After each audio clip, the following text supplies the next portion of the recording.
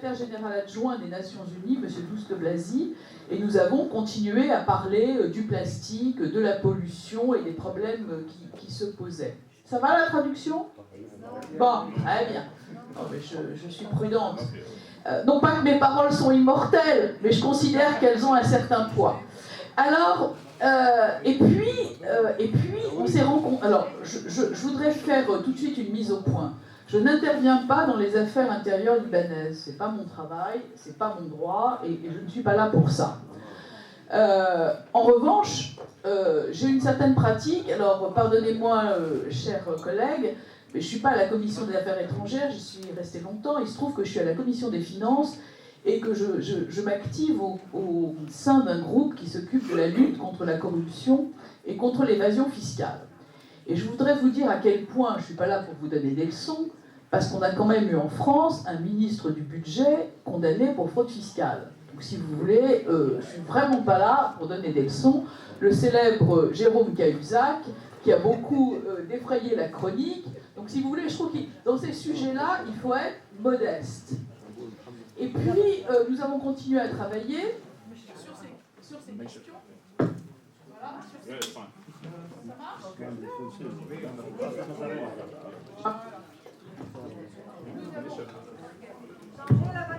J'en ai un autre. Voilà. Nous avons continué à travailler sur ces questions. Et puis, moi, je ne dis pas que sur Tripoli, sur cette usine, il y a tel et tel problème. Je dis que manifestement, il y a un manque de contrôle des fonds européens. C'est évident, il y a un problème et il faut le régler. Alors, on a continué et puis nous sommes revenus ici. Nous avons fait sur ce problème de la pollution à Tripoli une réunion très importante au Sérail. Toujours sur les deniers personnels de M. Harfouch, parce qu'il faut quand même le savoir, M. Harfouch nous invite sur ses fonds personnels. Sur ses fonds personnels. Donc oui, ben oui, il faut le dire. Voilà. Donc, moi, bon, évidemment, moi, c'est évident, parce que j'ai rien. Mais enfin, il y a peu de politiciens qui font ce genre de choses. Monsieur Harfouch vient investir au Liban et il repart du Liban plus pauvre qu'il en est arrivé. C'est quand même formidable. Donc, si vous voulez, moi, il faut lui rendre hommage. Donc, sur cette question de Tripoli et sur ces questions de pollution, on est arrivé au problème de la corruption et de l'évasion fiscale avec le mouvement social qui s'est passé il y a quelques semaines et puis qui a fait l'union nationale autour de ce problème. Et là, je reprends ma casquette de sénateur parce qu'évidemment, on est évidemment à votre disposition pour un groupe de travail. Là aussi, M. Harfouch nous a invités à venir et moi, je lui ai présenté il y a déjà longtemps mon ami Charles Pratt. Et là, je rentre dans le vif du sujet. La fraude et l'évasion fiscale, c'est un problème de volonté. C'est un problème de volonté politique. C'est pas seulement un problème de loi, c'est aussi un problème de leur application. Et aujourd'hui, moi qui travaille sur ce sujet, comme Charles évidemment, parce que lui c'est le professionnel de l'étape, les lois suffisent pas. Et aujourd'hui, il se passe quelque chose avec les réseaux sociaux. La société a besoin de transparence. Elle ne supporte plus ce genre de choses. Et c'est exactement ce qui s'est passé chez nous. On a les gilets jaunes chez nous, vous avez les manifestations ici. Aujourd'hui, on vit dans un monde de transparence. Alors, il est bon ou il est mauvais, mais en tous les cas, il est celui-là. Et donc, je voudrais quand même vous dire qu'on a voté beaucoup de textes contre la corruption et l'évasion fiscale. C'est jamais suffisant. C'est jamais suffisant. Et dans cette affaire, le voleur court toujours plus vite que le gendarme. La loi est toujours en retard sur les fraudeurs. Ça, c'est une constante. Alors, qu'est-ce qu'il nous reste? Il nous reste la coopération parlementaire. Moi, je suis à votre disposition avec mon groupe, évidemment, au Sénat, dans des conditions plus formelles, bien sûr. Il nous reste la coopération judiciaire, je pense que Charles vous en dira un mot. Il reste l'accord de l'Union européenne, là où Omar Harfouch a fait cette conférence, parce que les fonds européens dépendent évidemment du Parlement européen, parce que finalement, c'est l'argent du contribuable. Et donc, c'est notre argent. C'est quand même normal qu'on y jette un œil. Et qu'on soit sûr de sa bonne utilisation. Et puis, il reste aussi des conventions internationales qui sont extrêmement importantes, et notamment au sein de l'OCDE. Et là aussi, il y a toute une batterie d'assistance technique. Donc je crois qu'à partir du moment où la société civile s'est emparée du sujet, maintenant il faut lui donner des droits à la société civile. Et pour avoir interrogé les uns et les autres, en attendant toujours une note qu'on doit me faire, mais je me suis renseignée toute seule, parce qu'il vaut mieux compter sur ses propres forces, il n'y a pas d'action de groupe au Liban, par exemple. L'action de groupe n'existe pas. Donc si vous voulez créer une association de défense du contribuable libanais, il n'y a pas d'action de groupe pour les gens individuellement qui auraient à souffrir. Et chaque contribuable a à souffrir de la fraude fiscale. Par définition, c'est de l'argent qui ne rentre pas au service de la population. Alors, encore une fois, elle n'est pas forcément... Moi, je ne juge pas de ce qui se passe ici, mais je sais ce qui se passe chez moi. Et Charles le sait encore mieux parce que c'est lui qui juge les voleurs. Bon, moi, j'essaye on essaye de faire des lois, mais encore une fois, ça prend du temps. Donc, ce qui se passe aujourd'hui ici, c'est quand même une prise de conscience. Et moi, je voudrais, aujourd'hui, parce que Omar Harfouch, c'est un couteau suisse, ce qui est normal pour l'ancienne Suisse du Moyen-Orient. Omar Harfouch, c'est un couteau suisse. Il est pianiste, il est aussi activiste sur le plastique, sur l'art, sur la culture, etc. Moi, je crois qu'il est simplement un lanceur d'alerte. Et le lanceur d'alerte, il a un statut. Il est protégé. Parce que vous savez, c'est pas toujours facile de travailler sur ces sujets. On fait beaucoup de mécontents, on fait beaucoup de jaloux qui auraient bien voulu être là mais qui n'y sont pas. Et puis après, on a beaucoup d'ouvriers de la 25e heure. Hein, on connaît ça partout. En politique, c'est assez classique. Vous avez des gens qui arrivent une fois que le travail est fait.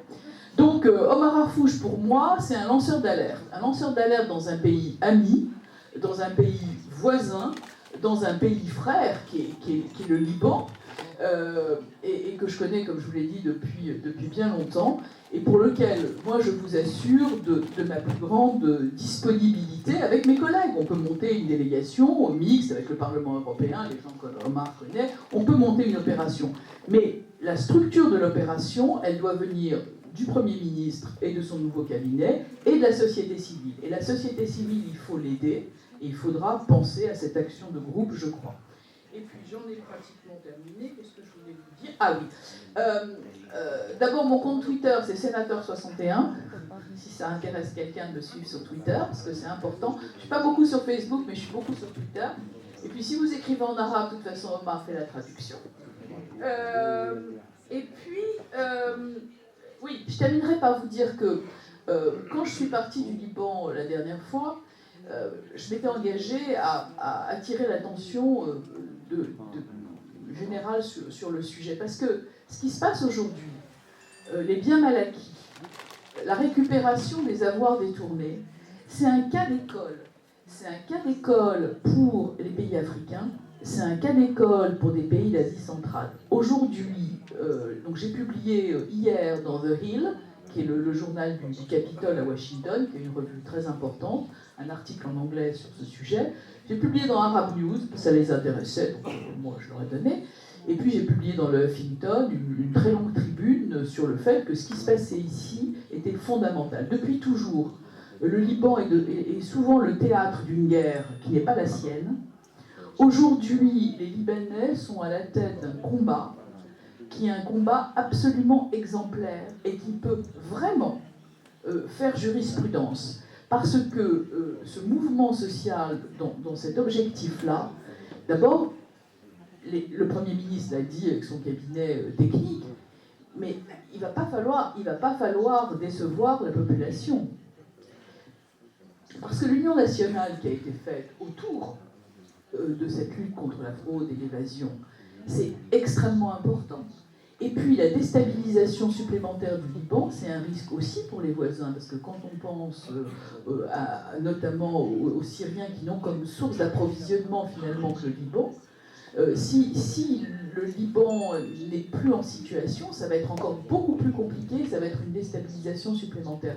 Donc pour toutes ces raisons, on a intérêt globalement à être à votre disposition, parce que c'est dans ce sens-là qu'il faut le voir. C'est vraiment, c'est pas de l'ingérence, c'est vraiment un outil. On peut vous proposer des coordinations, des coopérations avec des outils qu'on connaît et pour lesquels on n'est pas meilleur que les autres. Il se trouve qu'on les a votés, ça ne veut pas dire qu'on les applique, hein, on est bien d'accord. Mais en tous les cas, on essaye.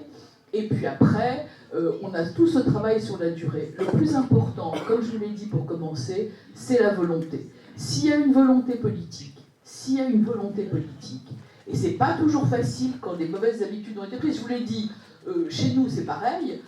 Encore une fois, je crois que vous ne battrez pas le record des Français d'avoir eu un ministre du budget condamné pour fraude fiscale. Je crois que là, on détient le record mondial en la matière. Donc, moi, je vous remercie d'être venus aussi nombreux. Et puis, je vais vous passer la parole. J'ai passé la parole à Charles Prat, avec lequel je travaille sur ces sujets depuis 10 ans. Merci à vous.